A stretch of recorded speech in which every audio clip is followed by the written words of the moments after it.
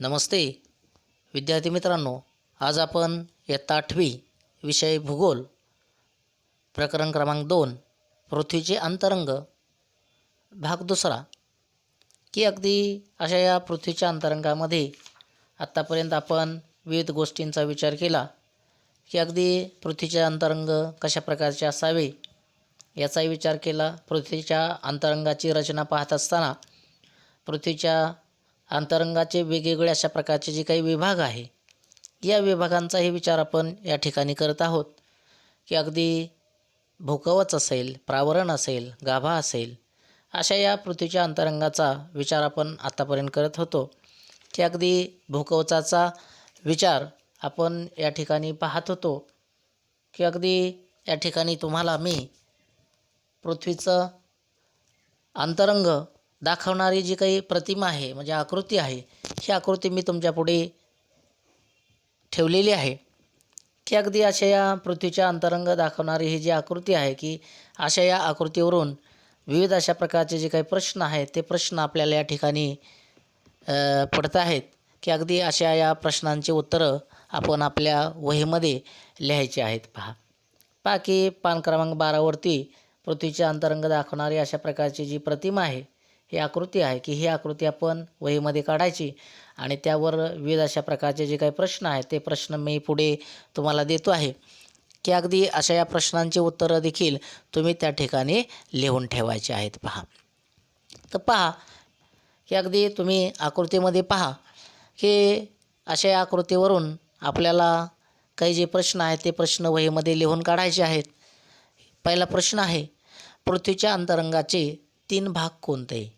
पहा की अशी ही आकृती पाहिल्याच्या नंतर पृथ्वीच्या अंतरंगाचे जे काही 3 भाग आहेत हे 3 भाग कोणते आहेत ते जर आपण पाहिलं तर पहा की आपल्याला आकृतीवरून दिसतंय की 3 भागामध्ये भूकवच आहे, त्यानंतर प्रावरण आणि गाभा हे पृथ्वीच्या अंतरंगाचे 3 भाग आपल्याला या आकृतीमध्ये प्रामुख्याने दिसून येतात।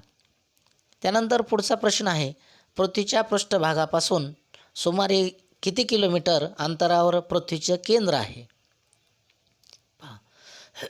की पृथ्वीच्या केंद्रापासून जर आपण पाहिलं तर 6371 किलोमीटर अंतरावर जर आपण पाहिलं तर पृथ्वीचं केंद्र आपल्याला दिसून येतं। पहा म्हणजे आकृतीच्या अगदी शेवटचा जो भाग आहे, टोक आहे की अशा या टोकावरती आपल्याला हे अंतर 6371 किलोमीटर इतकं दाखवलेलं आहे। यानंतर पुढचा प्रश्न आहे की पृथ्वीच्या भूकवचाची सरासरी जाडी किती किलोमीटर आहे?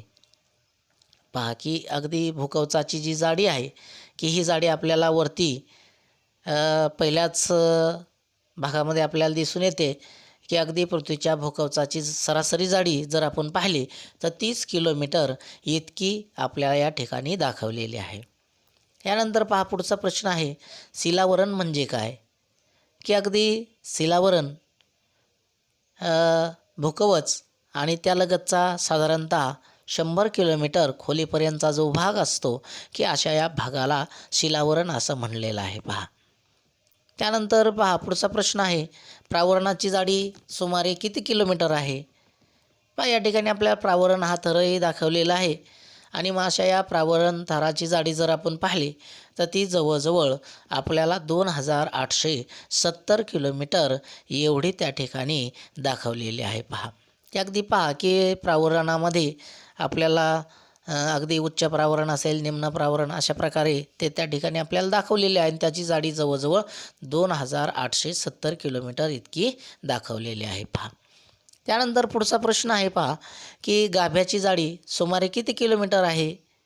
जर आपण गाभा हा थर जर आपण पाहिला तर या गाभ्याची जाडी आपल्याला त्या ठिकाणी दाखवलेली आहे 3471 किलोमीटर इतकी गाभ्याची जाडी ही आपल्याला आकृतीमध्ये दाखवलेली आहे। पहा म्हणजे विद्यार्थी मित्रांनो, असं एकंदरीत सर्व प्रकारचे हे जे प्रश्न आहेत की हे प्रश्न आणि त्या प्रश्नांची उत्तरं आकृतीवर दाखवल्याप्रमाणे या ठिकाणी आपल्याला वहीमध्ये आकृती आणि या प्रश्नांची उत्तरंही लिहून काढायची आहेत। पहा त्यानंतर आपल्याला या ठिकाणी म्हणलं आहे की हे नेहमी लक्षात ठेवा। काय लक्षात ठेवायचं आहे आपल्याला की पृथ्वीच्या अंतरंगातील विविध थरामधील वेगवेगळ्या प्रकारची जी मूलद्रव्य आहे ही मूलद्रव्य आपल्याला लक्षात ठेवायची पहा. मग अगदी अशा या मूलद्रव्यामध्ये आपल्याला या ठिकाणी काही मूलद्रव्य दाखवलेली आहेत की सिलिकॉनचं SI हे मूलद्रव्य आहे, ॲल्युमिनियमचं AL, silicon SI, magnesium Mg, nickel Ni, iron Fe. म्हणजे अशी एकंदरीत ही जी मूलद्रव्य आहे ही मूलद्रव्यसुद्धा आपण आपल्या वहीमध्ये लिहून ठेवून पाठ करून ठेवायचे आहेत पहा. त्यानंतर पहा की आपल्याला पुढचा जो काही थर आहे की प्रावरण हा थर की अशा या प्रावरण थराची माहिती आपल्याला या ठिकाणी अभ्यासायची पहा. की अगदी जर आपण पाहिलं तर हा जो प्रावरण थर आहे की भूकवचाच्या खाली प्रावरण हा जो थर आहे तो थर आपल्याला या ठिकाणी आढळून येतो. आणि मग प्रावरणाचे 2 विभाग केलेले आहेत की अगदी प्रावरण थराचे उच्च प्रावरण आणि निम्न प्रावरण अशा प्रकारे 2 जे उपविभाग आहेत ते उपविभाग त्या ठिकाणी प्रावरण थराचे पडले जातात. आणि मग उच्च प्रावरण जर आपण पाहिलं तर हे अतिशय प्रवाही अशा स्वरूपाचं असतं. आणि अशा याच भागामध्ये जर आपण पाहिलं तर आकृतीमध्ये आपल्याला दाखवलेलं आहे की अगदी शिलारस ही जी काही कोठी आहे ही कोठीसुद्धा आपल्याला या उच्च प्रावरण थरामध्ये आढळून येते पहा. की ज्यामधून ज्वालामुखीच्या उद्रेकादरम्यान जर आपण पाहिलं तर शिलारस हा जो रस आहे की हा पृथ्वीवर येताना आपल्याला आढळतो. आणि अगदी प्रावरणाच्या अशा या भागास दुर्बलावरण असं देखील म्हटलं जातं पहा. आणि मग भूकंपाची केंद्र जर आपण पाहिली तर प्रामुख्याने अशा याच भागामध्ये आपल्याला भूकंपाचे केंद्रसुद्धा आढळून येतात पहा. भूपृष्ठापासून सुमारे 42 किलोमीटर खोलीनंतर हा जो काही प्रावरण थर आहे की हा प्रावरण थर प्रामुख्याने आपल्याला त्याची जी काही सुरुवात आहे ही सुरुवात आपल्याला पाहायला मिळते. आणि मग प्रावरणातील अंतर्गत जी काही शक्ती आहे की अशा या शक्तीमुळे होणाऱ्या हालचालीमुळे किंवा होणाऱ्या हालचालीमधून भूपृष्ठावरती पर्वतांची निर्मितीही होताना दिसते किंवा ज्वालामुखी असेल, भूकंप असेल यासारख्या विविध अशा प्रकारच्या ज्या काही प्रक्रिया आहेत या प्रक्रियासुद्धा होताना आपल्याला त्या ठिकाणी आढळून येतात पहा. की अगदी या भागामध्ये 2400 ते 2900 किलोमीटर खोलीवरील तापमान 2200 अंश सेल्सिअस ते 2500 अंश सेल्सिअसपर्यंत असावं अशा प्रकारचं अनुमान त्या ठिकाणी काढण्यात आलेलं आहे. आणि मग अशा या थरामध्ये खडकाच्या रचनेमध्ये त्याचप्रमाणे घनतेमध्ये एकाएकी जो बदल आहे हा बदल होताना आपल्याला आढळतो. प्रावरणाची खोली 2870 किलोमीटर असावी अशा प्रकारचाही शास्त्रज्ञांचा अंदाज आहे. प्रावरणाची घनता जर आपण पाहिली तर ती सरासरी 4.5 ग्रॅम घन सेंटीमीटर असून खोलीनुसार घनतेमध्ये जी वाढ आहे ही वाढ होत असताना आपल्याला आढळते. मग ही वाढ का होते की वाढत जाणारा जो काही दाब आहे हा दाब असल्यामुळे या घनतेमध्ये वाढही होताना आपल्याला आढळते. निम्न प्रावरण जर आपण पाहिलं तर निम्न प्रावरणाची घनता 5.7 ग्रॅम घन सेंटीमीटर एवढी आपल्याला त्या ठिकाणी आढळून येते पहा. यानंतर आपल्याला पुढचा घटक गाभा हा पाहायचा आहे की गाभा हा घटक जर आपण पाहिला तर भूपृष्ठापासून सुमारे 2900 किलोमीटर खोलीच्या खाली हा जो गाभा थर आहे की हा गाभा त्या ठिकाणी सुरू होतो पहा. आणि मग ही अगदी प्रावरणाच्या खाली आणि पृथ्वीच्या केंद्रापर्यंतचा जो काही भाग आहे की अशा या भागाला गाभा असं म्हटलं जातं पहा. आणि अशा या गाभ्याची जाडी जर आपण पाहिली तर ती 3471 किलोमीटर इतकी आपल्याला आढळून येते. आणि मग अशा या गाभा हा जो काही भाग आहे तर अशा या गाभा या थराचे 2 भाग पडले जातात की पहिला भाग म्हणजे बाह्य गाभा आणि दुसरा भाग म्हणजे आंतरगाभा. म्हणजे एकंदरीत जर आपण पाहिलं तर असे हे जे काही 2 भाग आहे की हे 2 भाग पडले जातात. त्यापैकी पहिला भाग आपण या ठिकाणी पाहू, बाह्य गाभा. बाह्य गाभा हा भूपृष्ठापासून 2900 किलोमीटर ते 5100 किलोमीटर खोलीपर्यंत हा बाह्य गाभा आपल्याला त्या ठिकाणी आढळतो पहा. आणि मग ह्या ज्या काही या भागामध्ये भूकंपाच्या दुय्यम लहरी या क्षेत्रामधून प्रवास करू शकत नाही की अगदी या भागामध्ये त्या शोषल्या जातात आणि त्यावरून शास्त्रज्ञांचा असा अनुमान आहे की गाभा क्षेत्राचा हा जो भाग आहे हा भाग द्रव किंवा अर्धद्रव स्वरूपामध्ये असावा असा एक शास्त्रज्ञांचा त्या ठिकाणी अंदाज आहे. पहा की अगदी भूकंपाच्या प्राथमिक लहरी मात्र अशा या क्षेत्रामधून प्रवास करत असताना आपल्याला आढळतात, परंतु त्यांचा वेग जर आपण पाहिला तर हा वेग या भागामधून जात असताना मंदावलेला असतो. अशा या बाह्य गाभ्याची घनता जर आपण पाहिली तर ती 9.8 ग्रॅम घन सेंटीमीटर इतकी आपल्याला आढळते आणि द्रवरूप बाह्य गाभ्याचं जर तापमान आपण त्या ठिकाणी पाहिलं तर ते तापमान सुमारे 5000 अंश सेल्सिअस इतकं असतं. म्हणजे अतिशय प्रखर अशा प्रकारची जी काही उष्णता किंवा तापमान आहे हे तापमान आपल्याला बाह्य गाभा या भागामध्ये आढळून येतं. त्यानंतर पहा की अगदी या ठिकाणी आपल्याला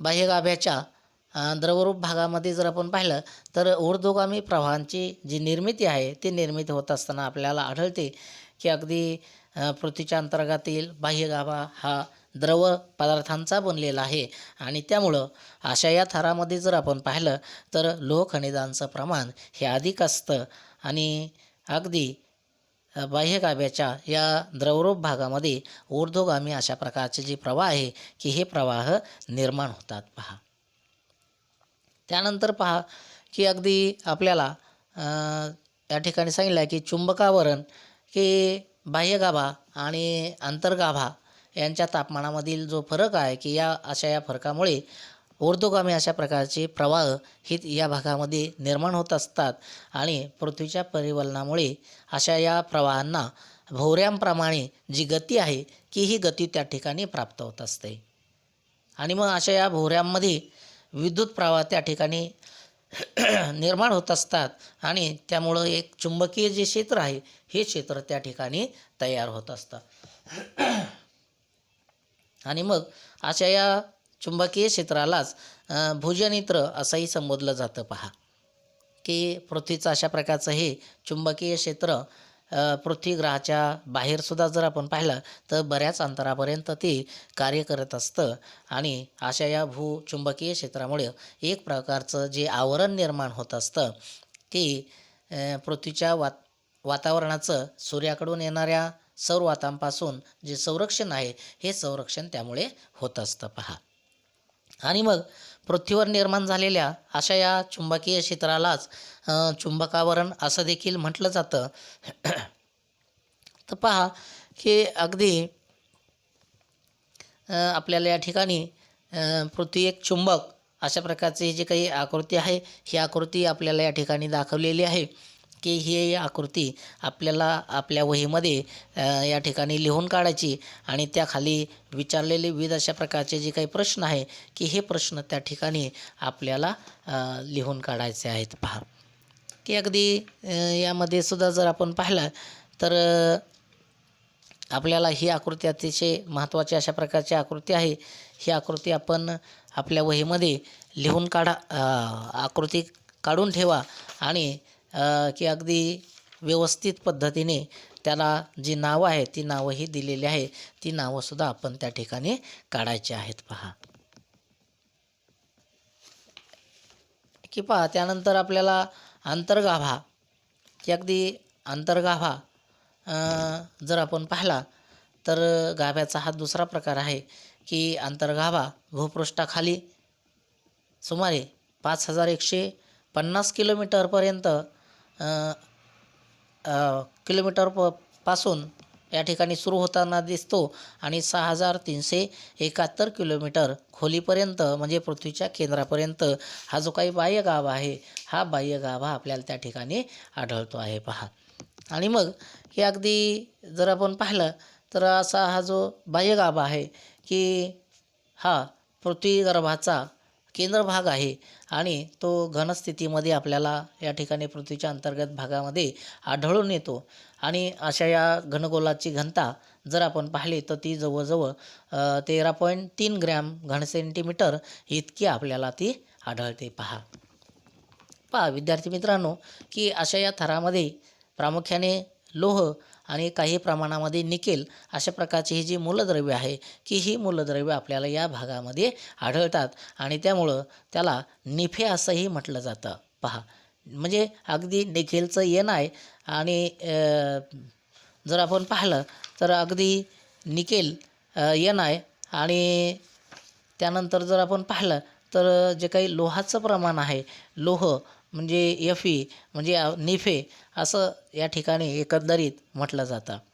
गाभ्यामध्ये अशा या भागातील पदार्थ जर आपण पाहिलं तर प्रचंड दाबाखाली त्या ठिकाणी असतात आणि त्यामुळं आंतरगाभा जर आपण पाहिलं तर तो आपल्याला आकृतीमध्येही दाखवले की घन स्वरूपामध्ये त्या ठिकाणी आपल्याला तो दिसून येतो. पहा, आणि मग त्या ठिकाणचं तापमान सर्वसाधारणपणे सूर्याच्या पृष्ठीय तापमान जे आहे की अशा या तापमाना इतकंच आपल्याला ते आढळून येतं. पहा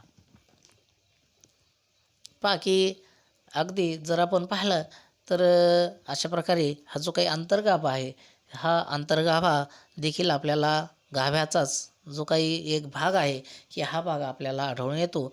आणि मग की अगदी त्याचीही जाडी आपण या ठिकाणी पाहिलेली आहे की 5150 किलोमीटरपासून अंतर्गाभा सुरू होतो तर तो 6371 किलोमीटर खोलीपर्यंत म्हणजे पृथ्वीच्या केंद्रापर्यंत आपल्याला तो त्या ठिकाणी आढळून येतो. पहा, यानंतर पहा की आपल्याला या आकृतीमध्ये दिलेल्या भूकंप लहरी वेगाच्या वक्रांचं निरीक्षण करा असं म्हटलेलं आहे की अगदी अशी ही जी आकृती आहे की पृष्ठ क्रमांक 14वरती आपल्याला ही आकृती या ठिकाणी आढळून येते.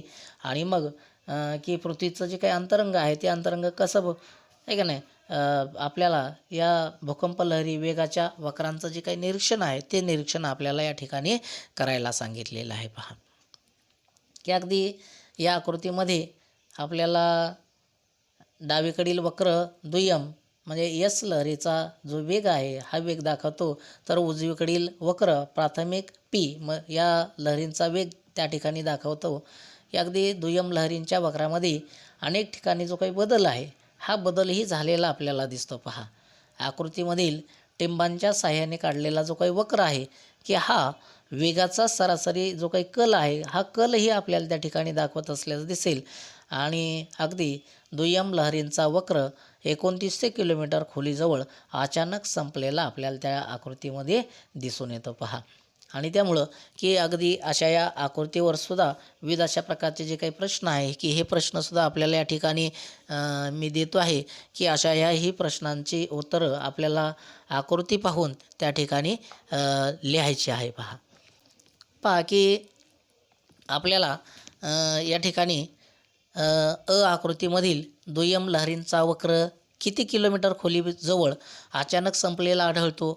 पहा की पहिला हा जो प्रश्न आहे तो प्रश्न जर आपण पाहिला तर आकृती आपल्याला या ठिकाणी दाखवलेली आहे की अशा या आकृतीमधील दुय्यम लहरींचा वक्र जर आपण पाहिला तर तो 2900 किलोमीटर खोलीजवळ अचानक संपलेला आपल्याला तो त्या आकृतीवरून सांगता येईल. पहा, त्यानंतर पहा की आकृतीमधील दुय्यम लहरींचा वेग बाह्य गाभ्याच्या सीमेपाशी किती आहे की हे जर आपण पाहिलं तर आकृतीमध्ये आपल्याला दुय्यम लहरींचा असणारा जो काही वेग आहे हा वेग जर आपण पाहिला तर तो बाह्य गाभ्याच्या सीमेपाशी 6 ते 8 किलोमीटर प्रति सेकंद इतका आपल्याला तो आढळून येतो. पहा, त्यानंतर पुढचा प्रश्न आहे की आकृतीतील दुय्यम लहरींच्या 2900 किलोमीटर खोलीजवळ थांबलेल्या वक्रावरून काय अनुमान निघतो.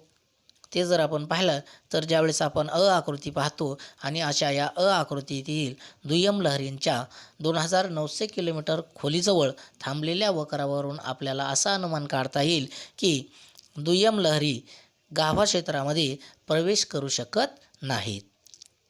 त्यानंतर पुढचा प्रश्न आहे की आकृतीतील प्राथमिक लहरींचा बाह्य गाभ्यामध्ये प्रवेश करतानाचा जो वेग आहे हा वेग आपल्याला किती आहे.